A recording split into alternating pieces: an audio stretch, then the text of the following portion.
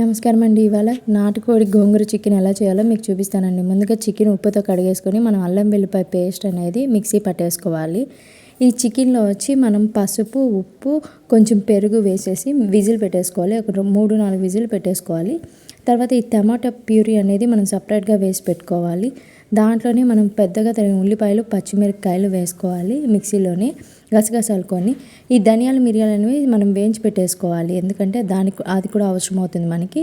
దీంట్లో బాదం పప్పులు 4, కొత్తిమీర, పుదీనా వేసి బాగా మిక్సీ పట్టాలి. దాంట్లోనే పచ్చి కొబ్బరి కూడా వేసి మిక్సీ పట్టేయాలి. సపరేట్గా బాండిల్ పెట్టి కొంచెం ఆయిల్ వేసి గోంగూర, తెల్లగడ్డలు అనేది బాగా వేయించుకోవాలి. ఇంకొక బాండిల్లో మనం మసాలా దినుసులు, కరివేపాకు, బిర్యానీ ఆకు, పొడిగా తరిగిన ఎల్లిగడ్డలు, తెల్లగడ్డలు వేసేసి బాగా వేయించేసుకోవాలి.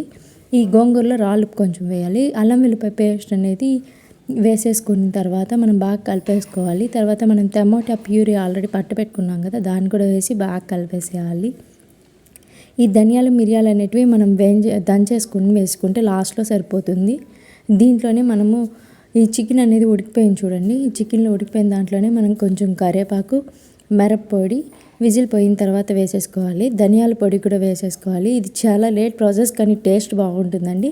మనం ఆల్రెడీ మిక్సీ పట్టుకున్న మసాలా కూడా ఈ సపరేట్ బాండిల్లో కూడా వేయించేసుకోవాలి. బాగా వేయించేసుకున్న తర్వాత మనం గోంగూర అనేది ఈ చికెన్లోనే వేసేసుకోవాలి. ఇది సపరేట్గా కలుపుకోవాలి, అది సపరేట్గా కలుపుకోవాలి.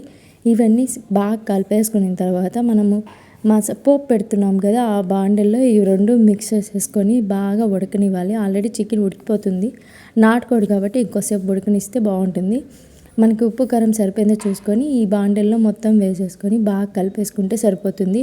మేము 6-7 విజిల్ పెట్టాం కాబట్టి అది బాగా ఉడికిపోయింది నాటుకోడి.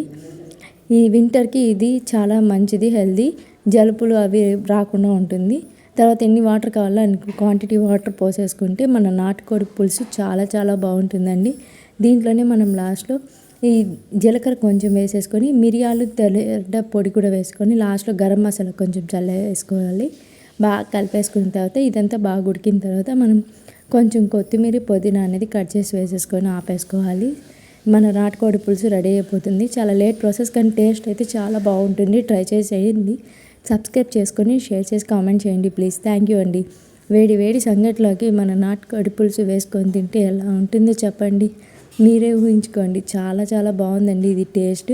అందులో గోంగూర కూడా పుల్లగా తగులుతూ చాలా చాలా రుచిగా ఉంది. ట్రై చేయండి, కామెంట్ చేయండి ప్లీజ్.